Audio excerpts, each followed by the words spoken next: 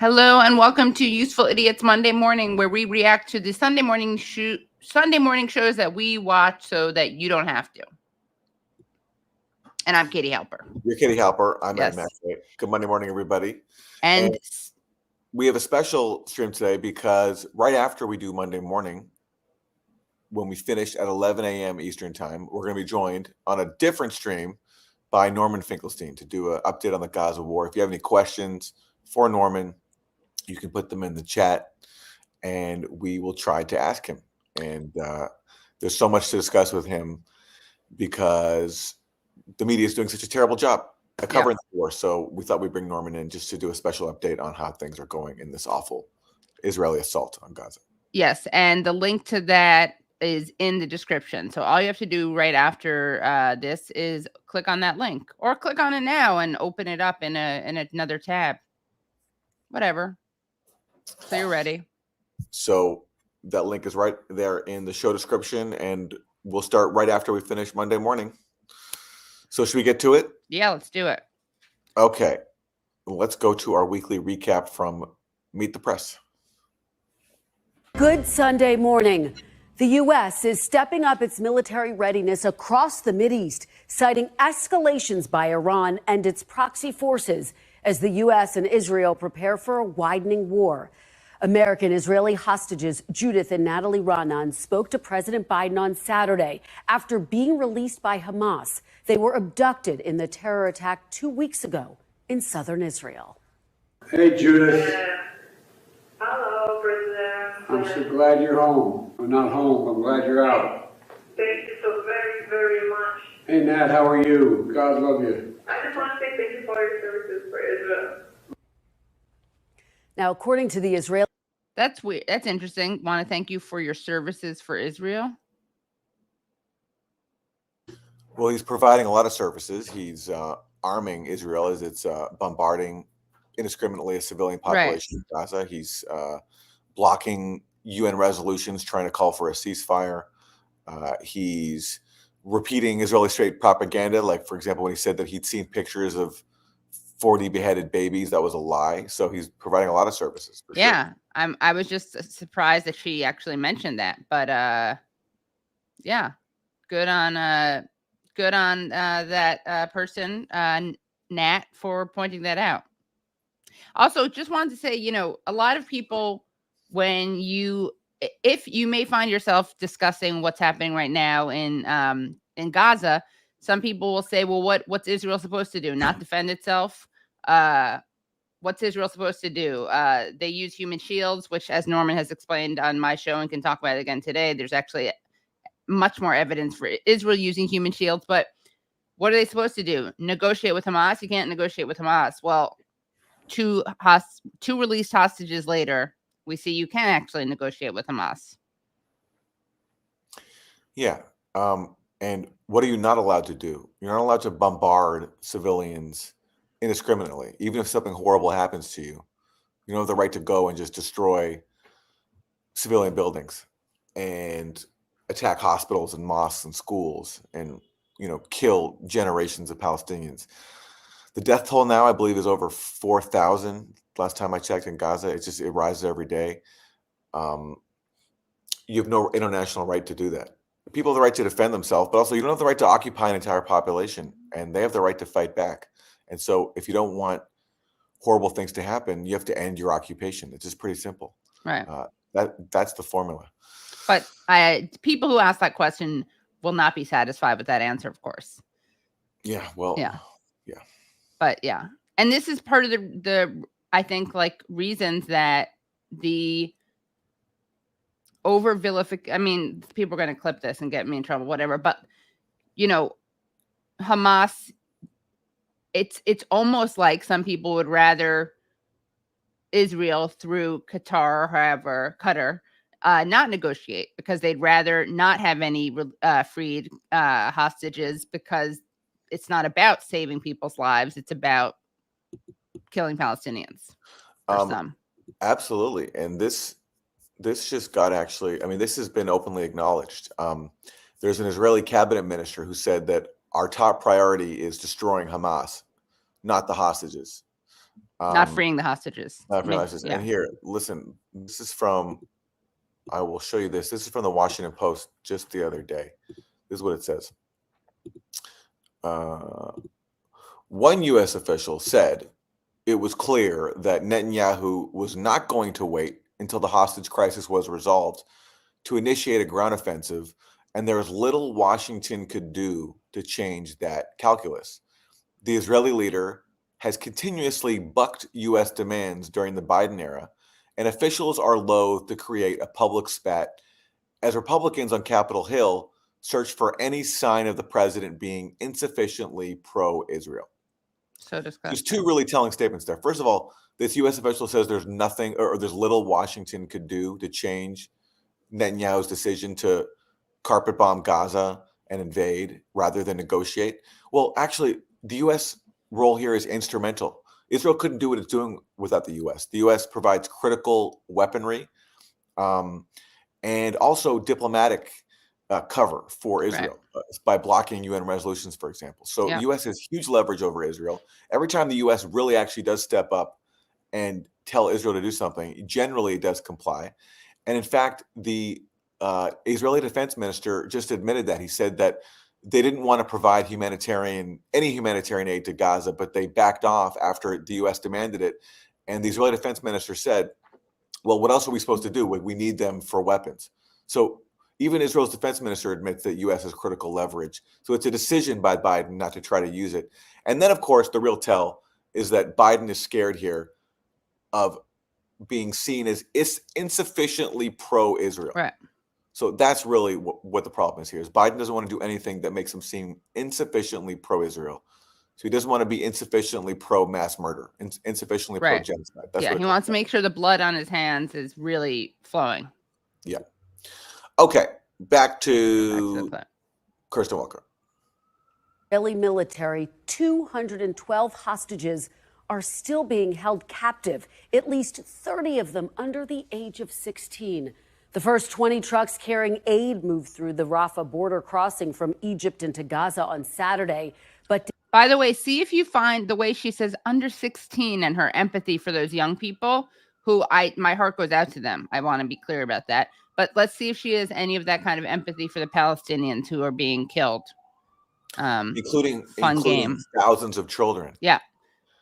Thousands. The last time I checked on the child death toll, it was over 1,700. Probably way more than that now. I'm probably giving an old figure. Someone in the comments, and this is just comment, so we'll have to verify it.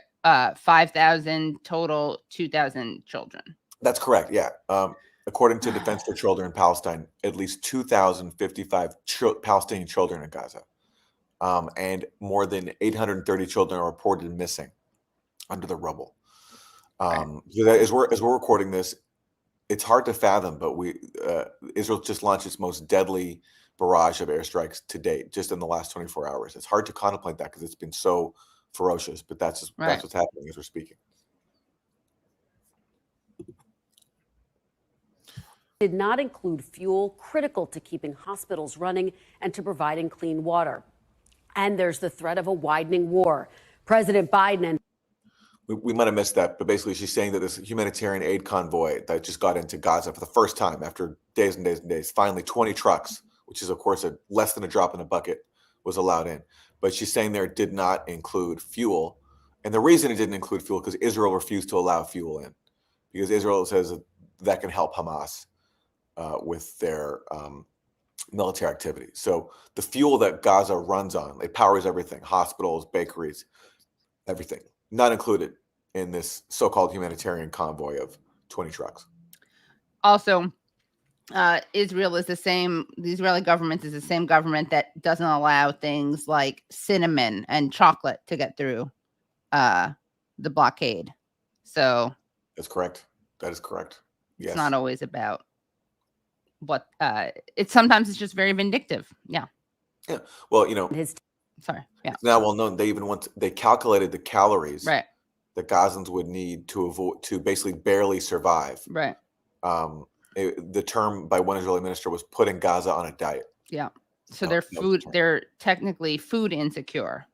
Yeah. Yeah. Top aides have been urging Israeli leaders against carrying out any major strike against Hezbollah in Lebanon, which could draw Israel into a two-front war. And there's the growing threat from Iran. On Wednesday, at least 2 drones targeted a U.S. garrison in southern Syria, injuring several U.S. personnel. Drones and rockets also targeted bases with U.S. troops in Iraq this week, resulting in several more minor injuries. Thursday, a U.S. Navy ship in the northern Red Sea downed 4 cruise missiles and more than a dozen drones launched from Yemen by pro-Iranian Houthi forces that seem to be heading towards Israel.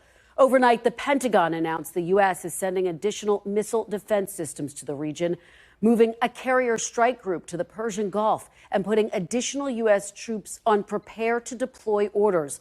President Biden is linking a request for aid to Israel to Ukraine, formally asking Congress for $105 billion in emergency funding. On Thursday night, the president pressed for American engagement at a time of growing global instability. History has taught us that when terrorists don't pay a price for their terror, when dictators don't pay a price for their aggression, they cause more chaos and death and more destruction. They keep going, and the cost and the threats to America and the world keep rising. That sounds like a good description of what happens with the Israeli government and the U.S. government. It's like we have George W. Bush back in the White House, but even more demented and with even less congressional pushback. Right. And of course, less opposition from the left, the left, because Absolutely. we don't have a Republican in office. Yeah, exactly. And again, notice how, like, the way it's framed there, like it's the threat from Iran that is Right. growing because apparently some U.S. forces were targeted by an Iran-backed group in Syria. Well, again, why are U.S. troops in Syria? Why are they there? And how does that contribute to regional peace when you have U.S. troops occupying 1/3 of Syria, stealing its oil and its wheat? And at times like this, when you have the U.S. encouraging this massacre in Gaza, that's going to increase the danger for everyone, including U.S. troops that are engaged in these illegal occupations elsewhere, including in Syria. In Iraq, they're there because there was that time when the Iraqi parliament voted for U.S. troops to withdraw, and the U.S. responded by basically threatening to freeze Right. Iraq's foreign reserves. So that took care of that. So we have U.S. troops in Iraq still. We have U.S. troops in Syria. No one knows why, except for the time when Trump admitted that we were there to steal Syria's oil.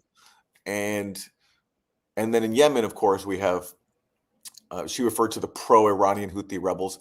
That's an indigenous local force that exists basically because they're responding to a Saudi invasion that Right. happened with the backing our of help. the US. Yeah. Yes. Yeah. So anyway, it's all these multiple crises that the U.S. has created are now coalescing into one, but it's framed as the threat is coming from somebody else. Right. It's coming from Iran and its allies. But Aaron, as Biden himself just said, when terrorists don't pay a price, there's no stopping them. And I think if you apply that to what the U.S. and Israel are doing, then that's true. State-sanctioned terrorism. Absolutely. Absolutely. Well, Okay. we have a real banger of a clip coming up. We got Anthony Blinken talking to Margaret Brennan on Face the Nation. Let's see what he has to say. What has happened, turning the page to what has happened during the following 2 weeks. UNICEF says 1,524 children have been killed in the Gaza Strip during these bombings. Why isn't the U.S. calling for at least a temporary ceasefire? By the way, this is a low bar, but good on Margaret Brennan for actually asking that question. First, Margaret, when I hear the stories, when I see the pictures of young children who have lost their lives in this conflict of Hamas is making, whoever they are. Okay, so immediately links it back to Hamas, right? It's almost as if Israel's illegal, indiscriminate bombing, war crimes aren't happening. This is all Hamas, okay? He wants to remind you. Wherever they are, whether they're Palestinians, whether they're Israelis, whether they're Jews or Muslims. It hits me, and I know it hits virtually everyone, right in the heart. And that's why it's so important to do everything possible to protect them, and why it's so. You know, everything possible includes, of course, calling for a ceasefire. Which was Antonin. the question, which he's not answering. Right. And he's such a terrible actor. He's trying to act empathetic, and you can just see Yeah. in his eyes. I mean, I don't see a soul there. I'm Yeah. sorry to do body language reading, but he's such a cold, soulless person. Yeah. With no passion, and everything is so phony. Yeah. And I guess that's what you have to do when you're justifying continuing to murder Right. children. Yeah. You either have to be a sociopath or you have to turn yourself into one. Yeah. So important to do everything possible to get assistance to those who need it. So Food, why not medicine, ask for water. at least a temporary pause in the bombing, We've as was proposed at the UN this week? We've seen, first of all, that in order to get assistance in, we've had that happen. And you saw the first 20 trucks go in yesterday. I expect more will follow. That wasn't the question. Yeah. She's not asking about these meager 20 trucks that don't even include fuel because Israel won't allow them. She's asking about why not push for at least a temporary Yeah. ceasefire. Follow today and the day after that. We want to make sure that we have sustained delivery of food, medicine, water, the things that people need. At the same time, I said something a minute ago that we have to remember. Israel has to do everything it can to make sure this doesn't happen again. Freezing things. Which is why you have to just kill thousands of children. Things in place where they are now would allow Hamas to remain where it is and to repeat what it's done sometime in the future. No country could accept that. I mean, the logic also applies to Hamas. Like Hamas could say, well, we have to do everything we possibly can do to prevent Israel from terrorizing us, which Israel's done constantly for decades and decades and decades. And, this will offend some people, but Hamas has a much stronger argument because they're the ones being occupied. And Israel's rejected all efforts to end the occupation. It's refused to give up its control of Gaza. It's refused to give up its settlements in the West Bank. So if you're going to make the argument that Blinken's doing here, that states have the right to commit mass terror, to kill civilians, then logic applies equally to Palestinians who have a much stronger argument because they're the ones being occupied. Right. And they're the ones who actually tried to, including Hamas, have before accepted the internationally accepted two-state solution, although Hamas did it in a tacit way, but still it was better. But Jimmy Carter, who's a pretty reliable source, basically said that they were willing to do that. Jimmy Carter said that too. So if you're going to try to justify mass terror, then that logic has to apply both ways. And what he's basically, but of course it doesn't in his eyes. It only applies to the U.S. and its allies who, as he says there, basically what he's saying is that we have the right to kill as many children as we want. And of course, even tactically, the idea that this could prevent Hamas. How does killing a bunch of children prevent Hamas from launching another attack like that ever again? It's not even logical. Create more people who want to do that. Like this is a great PR, seeing all these innocent kids killed. What's going to make people willing to do stuff like that more than that? Yeah. It's really disgusting.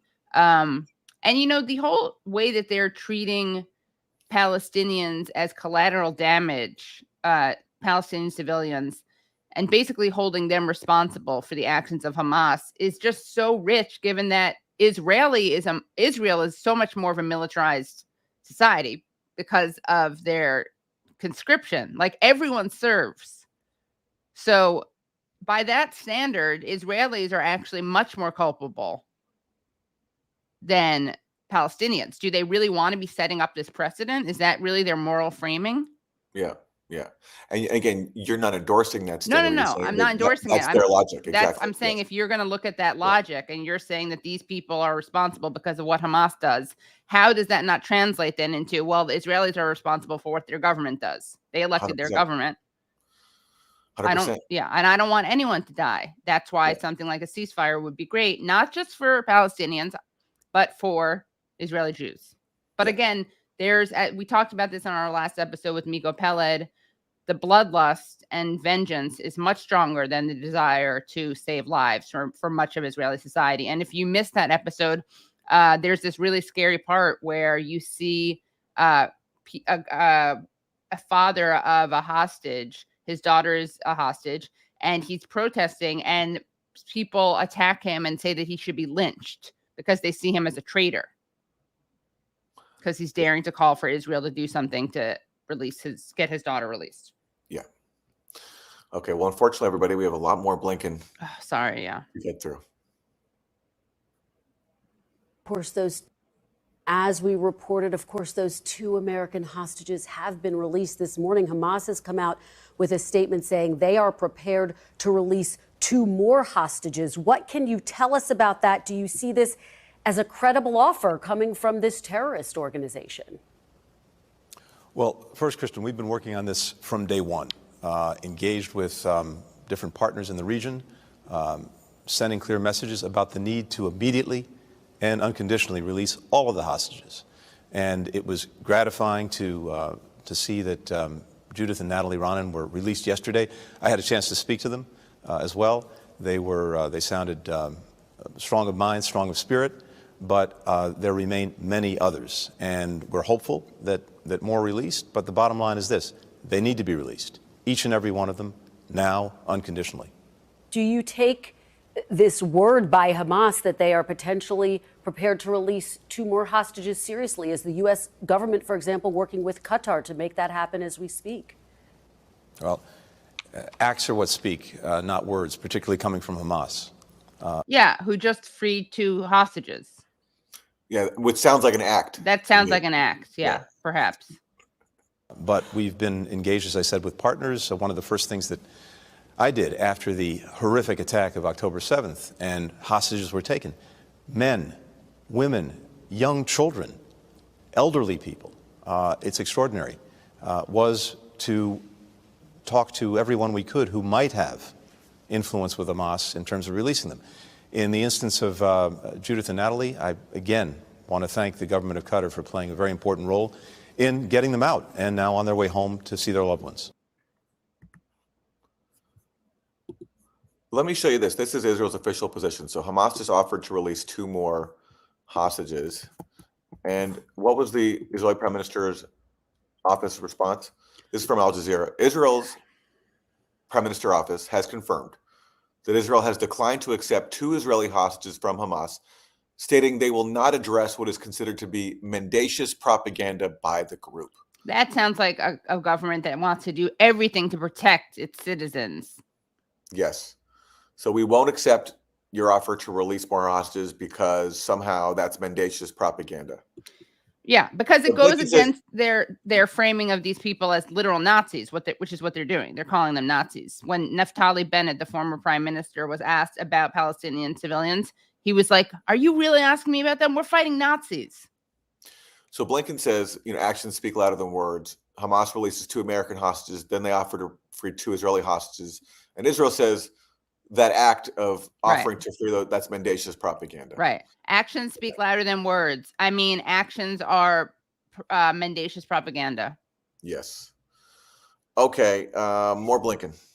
Sorry, sadly. guys. Yeah.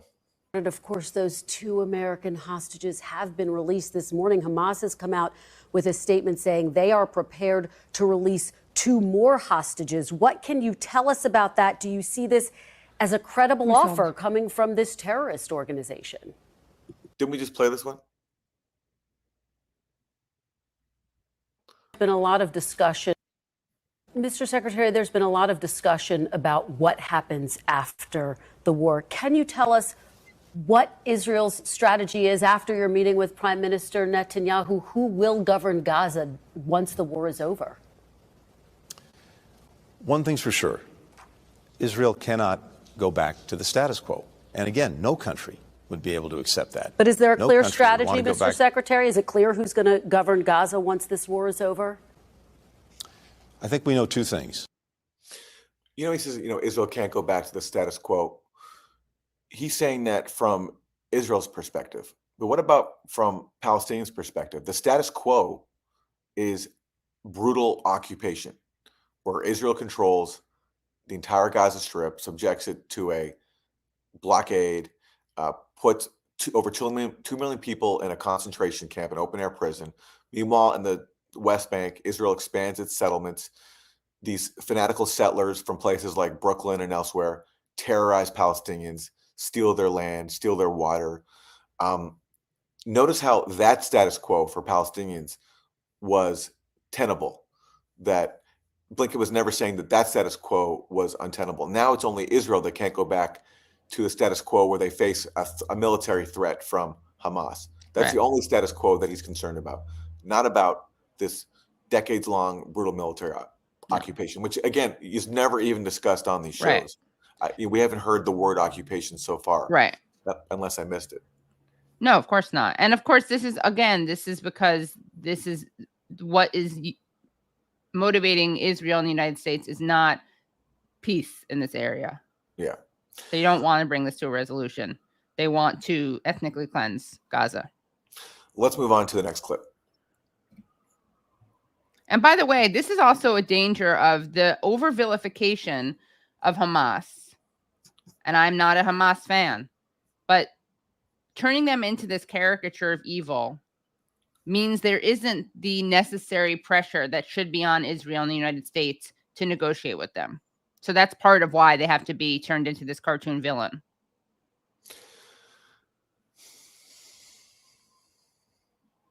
In attacks against U.S. We have seen an uptick in attacks against U.S. military facilities, against troops around the region. Overnight, the Pentagon announced it was actually increasing its force posture in the region. How concerned are you about Iran trying to escalate this war? We are concerned. In fact, we expect that there's a likelihood of escalation by Iranian proxies directed against our forces, directed against our personnel. We are taking steps to make sure that we can effectively defend our people and respond decisively if we need to. This is not what we want, not what we're looking for. We don't want. So we're occupying multiple countries. There are U.S. forces inside Syria, U.S. forces inside Iraq. Israel is basically a U.S. military outpost, and it's the other countries that are somehow escalating the situation. One great way to de-escalate would be, for example, to withdraw U.S. troops from all these regions where they're targets for people who want to avenge the U.S. for its support of Israel in massacre in Gaza. And again, the continued bombardment of a civilian population, according to the questioner here, is not escalation. So intensified airstrikes that destroy civilian areas, kill people by the thousands in Gaza, that's not an escalation. It's the potential, Hamas allies elsewhere, them responding. That is considered escalation by our media and by Blinken.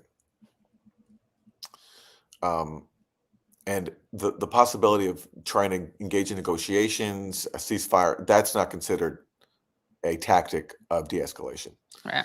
And by the way, it was just reported in the New York Times that Netanyahu really wanted to launch a preemptive strike against Hezbollah in Lebanon right after October 7th to basically send a message to Hezbollah.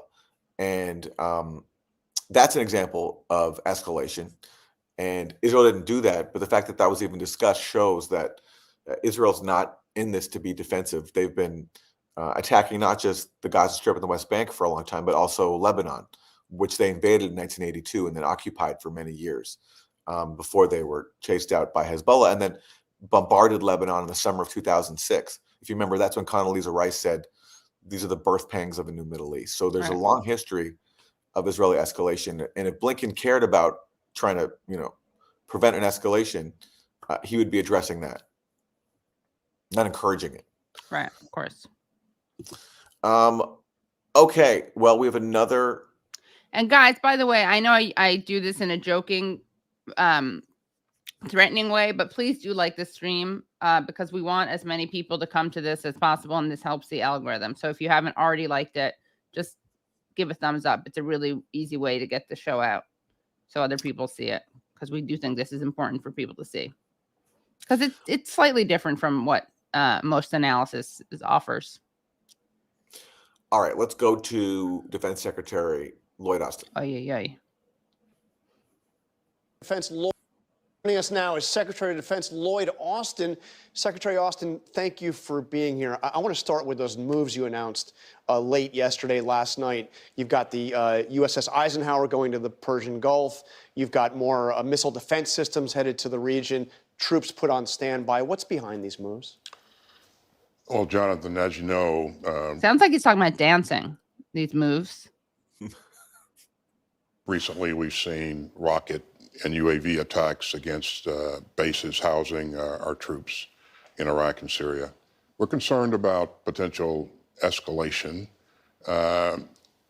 In fact, what we're seeing is the prospect of a significant escalation of attacks on our troops and our people throughout the region. And because of that, we're going to do what's necessary to make sure that our troops are in the good position, they're protected, and that we have the ability to respond. Now, this additional deployment sends another message to those who would seek to widen this conflict. As President Biden said earlier, and as you've heard me say, if any group or any country is looking to widen this conflict and take advantage of this very unfortunate situation that we see, our advice is don't. We maintain the right to defend ourselves, and we won't hesitate to take the appropriate action.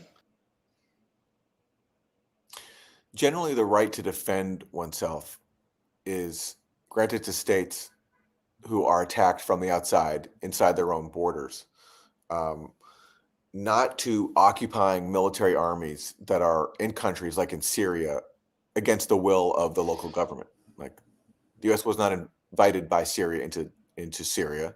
Syria doesn't want the U.S. there. And by keeping U.S. forces there, they're constantly putting U.S. troops at risk. And because it's never discussed that we're in Syria, most people don't even know that we're there. But if it ever were acknowledged, as it is occasionally like now, people ask, like, why are we there? Well, again, according to the people who deployed the troops there, Donald Trump, we're there to take Syria's oil.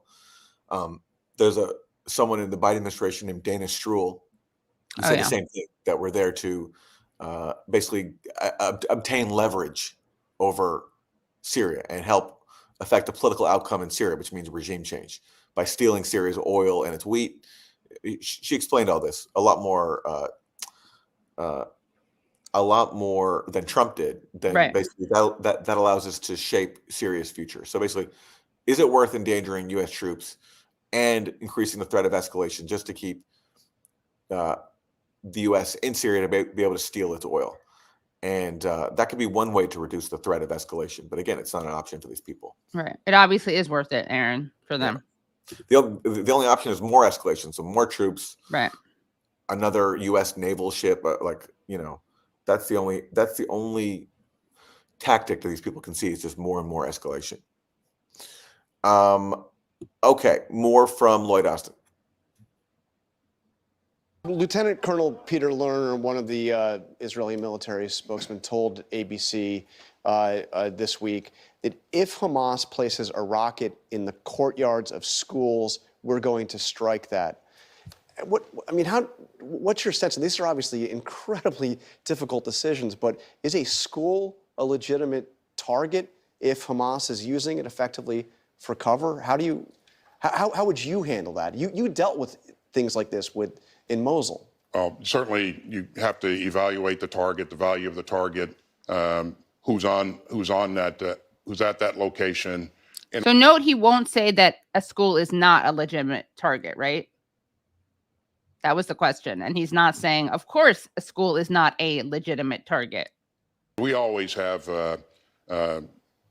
we always get legal advice from our lawyers who are with us on the battlefield.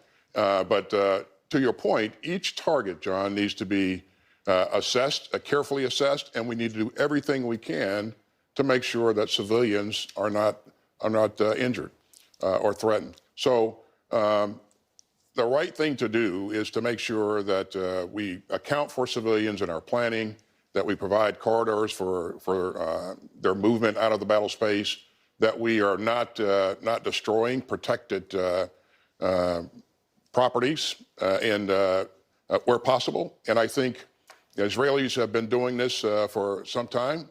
Again, they are a professional force, and we will continue to encourage them to make sure that they're doing things in accordance with the law of war. Notice how he can't even say that Israel actually is taking steps to protect civilian life. Right. All he says is, Israel's been doing this for a long time. Exactly. They did the game for a while. They know how to bomb hospitals and schools. Yeah. They're But good he at doesn't this. say they're actually doing that, because they're not. He knows No. they're not. He knows they're bombing hospitals. Right. He knows they've just bombed a Christian church inside Gaza. He knows they're bombing schools, all these civilian targets. So he can't bring himself, to his credit, I guess, to lie through his teeth. He has to just avoid giving a direct answer. Right. We have a criticism in the form of a super chat, but I feel like it may be worth responding to.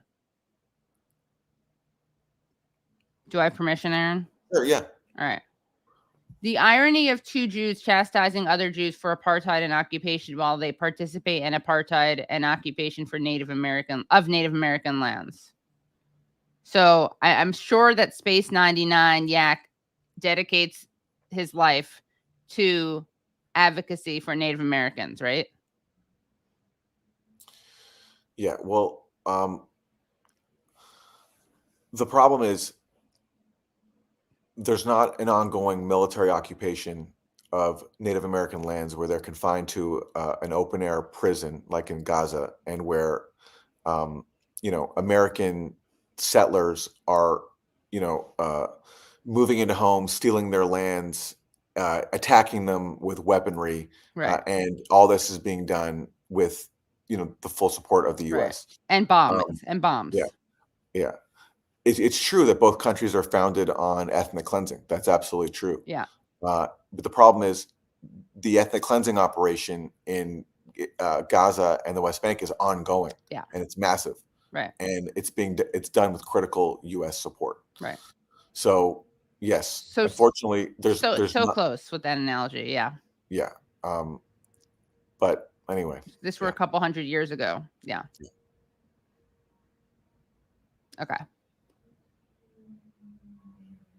Next clip.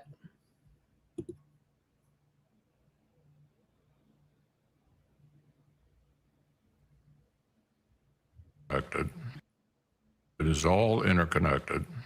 And you've said that you believe there is enough oversight of aid to Ukraine. Why hasn't that persuaded some members of the Republican caucus? If you look at the Ukraine assistance, let's talk about where the money is really going. A significant portion of it's being spent in the United States, in 38 different states, replacing the weapons that we sent to Ukraine with more modern weapons. So we're rebuilding our industrial base. That's what President Biden's seeking to do. It's correct. No Americans are getting killed in Ukraine. We're rebuilding our industrial base. The Ukrainians are destroying the army of one of our biggest rivals. I have a hard time finding anything wrong with that. I think it's wonderful that they're defending themselves. And also the notion that the Europeans are not doing enough. They've done almost $90 billion. They're housing a bunch of refugees who escaped. I think that our NATO allies in Europe have done quite a lot. Well, thank you. This is Senator Mitch McConnell, the Republican leader in the Senate. And thank you for a reminder that there's a proxy war going on in Ukraine, because it's sort of faded from the headlines. But of course, Biden, in his latest spending package, where he's asking Congress for more than $100 billion, more than $60 billion from that is for the Ukraine proxy war, because Biden needs to extend that war until at least the November 2024 election, because he doesn't want to face a humiliating defeat there. And Mitch McConnell, because we live under a uniparty where support for wars are bipartisan, Mitch McConnell is extolling the virtues of that war with, again, his signature argument that we're we're now using Ukraine to rebuild our industrial base in the U.S. So somehow now this war in Ukraine, which Biden says is about defending democracy against autocracy, really, according to Mitch McConnell, it's about rebuilding our defense industrial base as if it needed rebuilding on top of the trillions of dollars that already spent on it. And also, it's also using Ukraine to kill Russian forces, as he also says is happening. So he says, I can't see the problem with that. And if you're a neocon in Washington, yeah, what's the problem? All the money is going to the military industrial complex. Russians are being killed. What's the problem? Yeah, it's great. And that's a more candid articulation of the reasons for this proxy war than anything Biden has said so far. Although Biden is now adopting McConnell's line. So this week in his Oval Office address, Biden, for the first time, I believe, said that these weapons we're sending, they're the arsenal of democracy. They're and he mentioned the swing states of Pennsylvania and Ohio where some of these weapons are made. So everybody wins. Everybody wins. It's a win-win. Yeah. So great stuff for Mitch. And here's more from Mitch McConnell, who is going to, just continuing with this theme of like we're living under a new Bush administration. Right. Here's a reminder of that from Mitch McConnell. President Biden said he's going to hold Iran accountable. What do you think that means? I think the proof will be what are we going to do to hold them accountable? And it's got to be credible. You can't, on the one hand, be negotiating with Iran on some kind of nuclear deal that they won't keep, and then turn around and declare that you're going to get tougher with Iran. I think, number one, quit talking to the Iranians about any kind of nuclear deal. Number two, don't give them the $6 billion. And number three, back up the Israelis in every conceivable way after this attack by Iran-sponsored Hamas. Well, so one of his proposals there is don't give Iran the $6 billion. And Right. that suggests the U.S. is giving Iran $6 billion. All that was happening was the U.S. was going to stop stealing Iran $6 billion.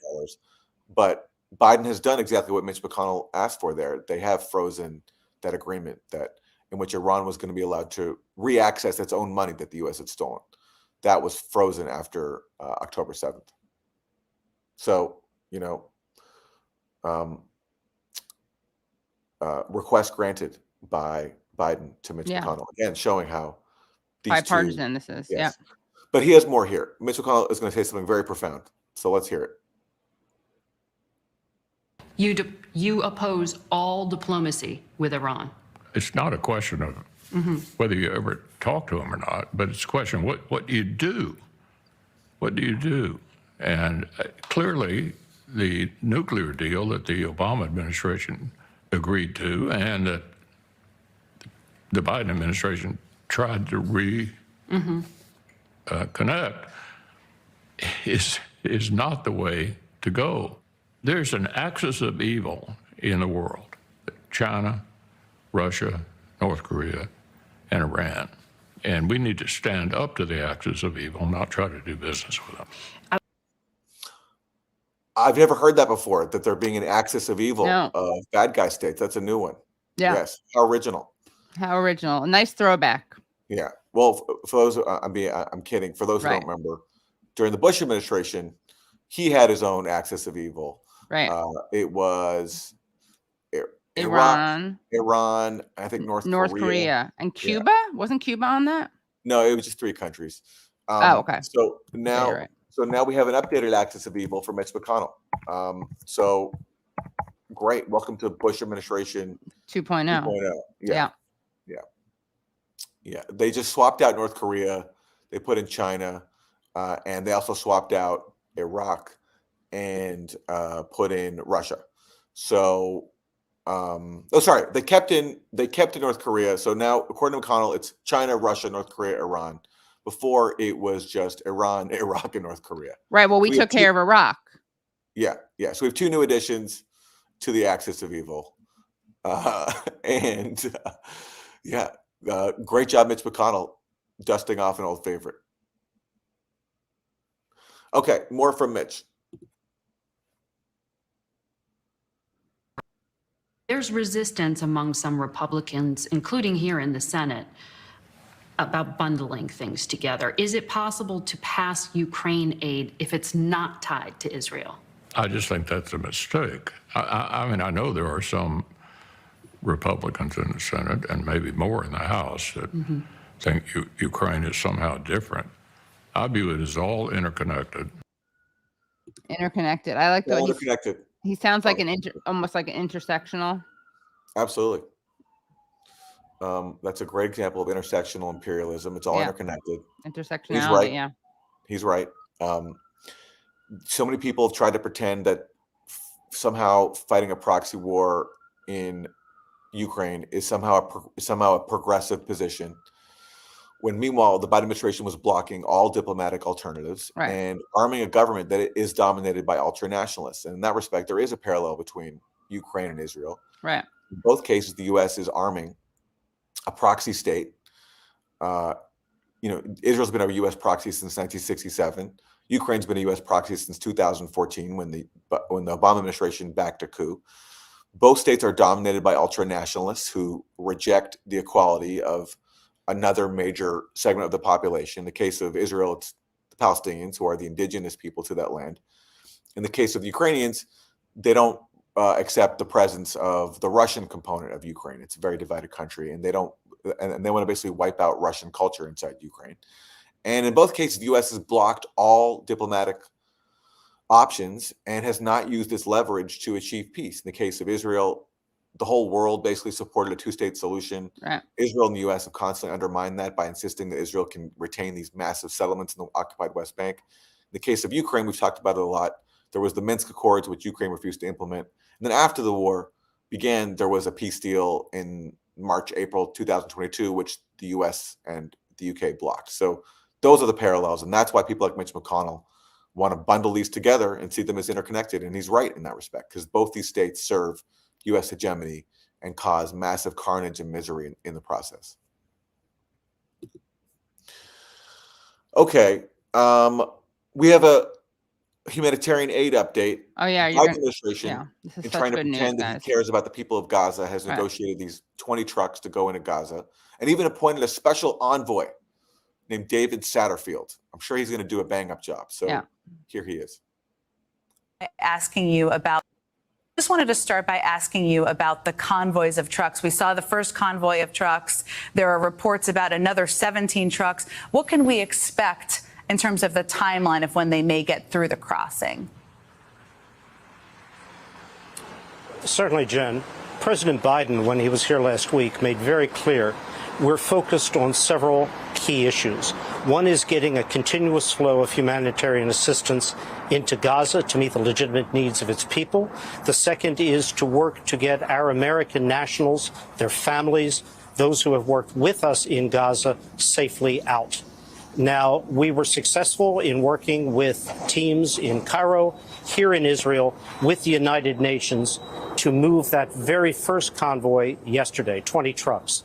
There are an additional 15 trucks en route today.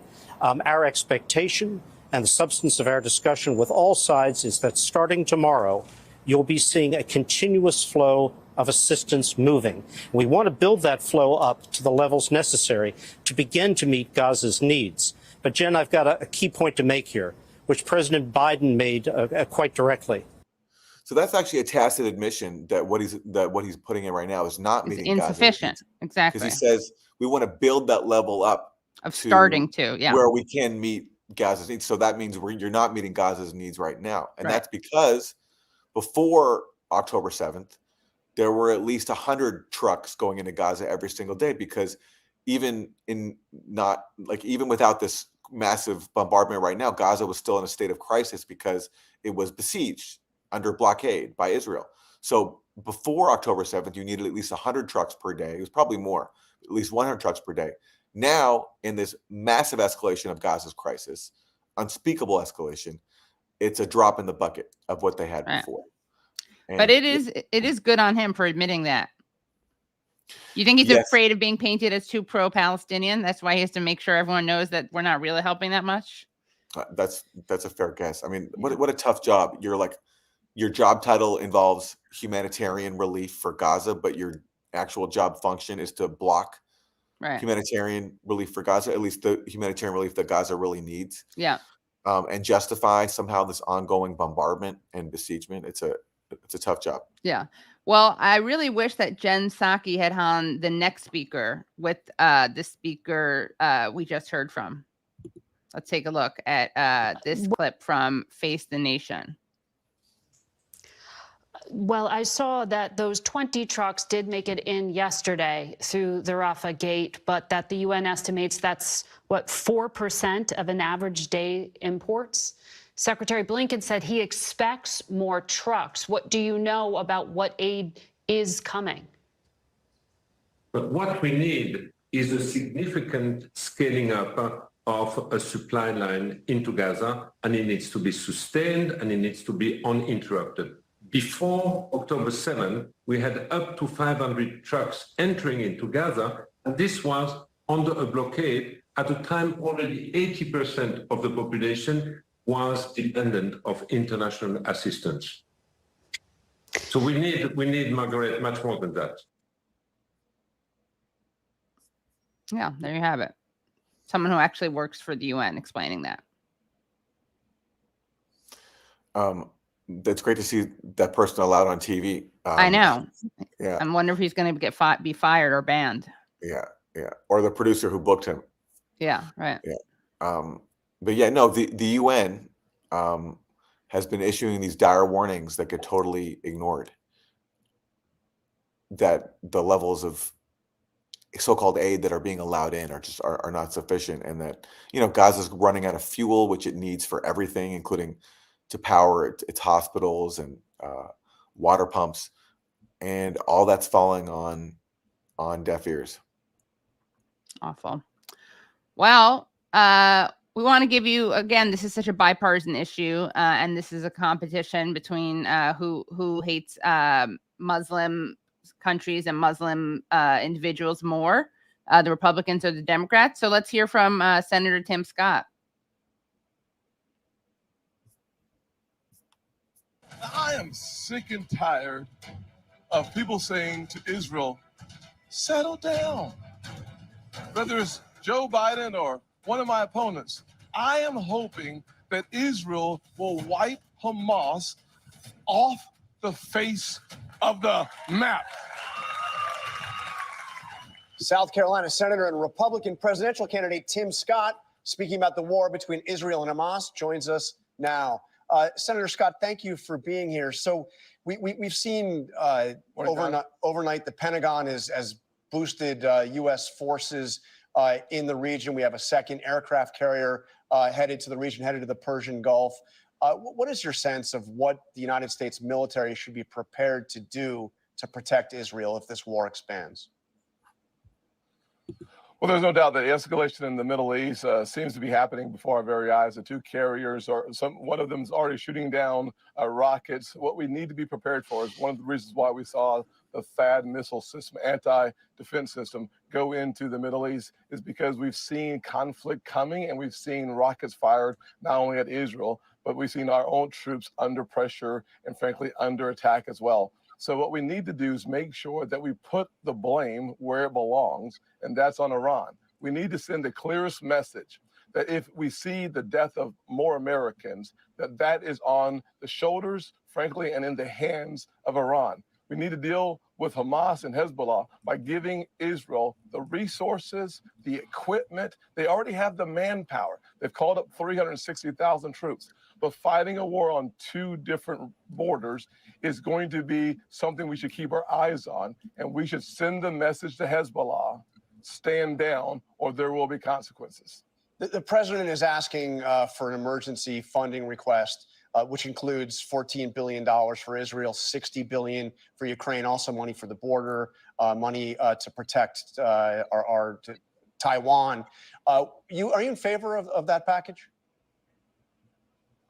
I am not, as the package is currently constructed. I believe that leveraging the challenges in the war with Israel to get more assistance for Ukraine at that level of $60 billion is too much. And we need to have a single focus on bringing Congress together behind the support for Israel.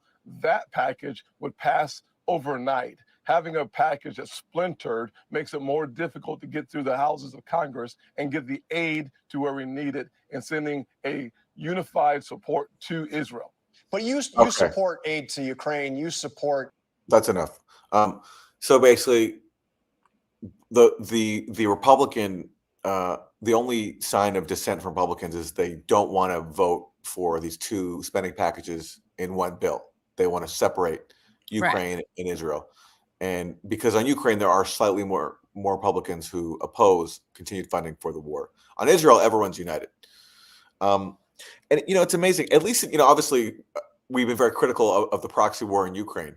But if you're comparing the two, at least in Ukraine, they are fighting against a massive army, Russia, which is actually a stronger army. Now, of course, the position we've tried to advance here on this show is that there are alternatives to fighting a proxy war against Russia, that there could be negotiations. There was a chance before the war. There was a chance afterward. All that's been blocked. But at least you can make the argument that Ukraine is fighting a massive army. Right. In Israel, though, who are they fighting? They're fighting not even Hamas right now, because Hamas is hiding in tunnels, waiting for a ground invasion. So really, all they're doing is bombarding civilians. And Republicans are so, you have to say it, racist. And so against Palestinians and so supportive of Israel that they want to all line up in lockstep. All these so-called anti-war Republicans, at least that I've seen so far, people like Marjorie Taylor Greene, who were opposed to funding Ukraine, all of them are united to arm Israel, to bombard a defenseless population. At least in Ukraine, I'm not making the argument for arming Ukraine because I think that's a futile war that costs lives of Russians and Ukrainians. Yeah. At least you can make the argument that they are fighting a stronger army in the case of Russia. Right. Not so much here. Yeah. All right. Let's go to. Okay, this is Peter Baker. This is a great example of how we have a media class that acts simply to dress up the Biden administration's policies in nice rhetorical flourishes, make it seem as if they're being thoughtful and considerate in enabling a massacre. So here's Peter Baker, who's the chief White House correspondent of the New York Times. On Air Force One. And Peter, you were on Air Force One when President Biden traveled to Israel. And that's exactly what I'm saying, the fine line and the challenge for President Biden, who publicly speaking is saying, we stand shoulder to shoulder with you, but privately his message is different, more complicated. Yeah, he went to Israel to give a hug to the Israeli people, to basically say, I'm here with you. This is, of course, one of President Biden's longtime strengths, is empathy and sympathy in moments like this, to share sense of loss. I was in the room with him. Wait, empathy? This is a guy who explicitly said about millennials that he has no empathy for them. I think he means his self-absorption, where he brings everything back to the stuff that he's experienced. But okay, whatever, you can call it that. And also, if you're going to talk about if you're going to talk about empathy as a human trait, if you have empathy as a human trait, that means you apply it to all humans. Right. So if selective you have empathy. If you have empathy for one side while you're turning around, and so if you're giving a hug to Israel while turning around and giving then Israel the money and weaponry to bombard Gazan families in their homes, that's not empathy. Right. That's sadism. It's savagery. So empathy doesn't work if you only apply it one way and turn around to use it to massacre innocent civilians. Right. But again, to these people, Palestinians don't exist, which is a long time affliction in Washington. Their lives just don't matter. They don't even exist. And that's why this guy can say that Biden gave a hug to Israelis. And as for Palestinians, well, that doesn't need to be mentioned. Right. People who, as Amna talked about, had great loss or had been defiant in the face of an enormous threat. And he had tears on his face. He had, the people, he was hugging each of them one at a time. But he does have another message, and it is a message meant out of friendship, as they say, but one of caution, saying we made mistakes after 9/11. Yeah. We felt that all-consuming rage that you feel now, and they have in some ways 15 9/11s if you do the math on their population versus the losses that they've suffered. But he said, don't give in to that. How about the math for Palestine? No, doesn't work, You're saying Aaron. October 7th is 15 9/11s. Well, how about the period since October 7th for Palestine? Or how about the many Israeli massacres prior to October 7th? How many 9/11s was that? It's a lot more than 15 9/11s. It's probably more than 1,500. I think the problem, he's just not good enough at math to calculate a number as high as needed. Right.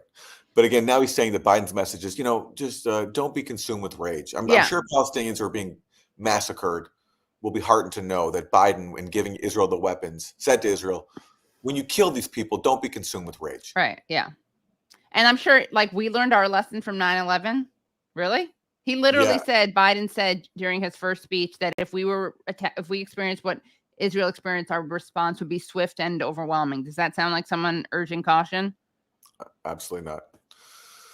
Absolutely not. All right. We're going to wrap it there, but don't go anywhere. We'll go somewhere. Click on the Norman Finkelstein link. Yes. So in the show notes for this episode, there's the link for our live chat with Norman Finkelstein, which is going to start right after we end the stream, which is right now. So join us there.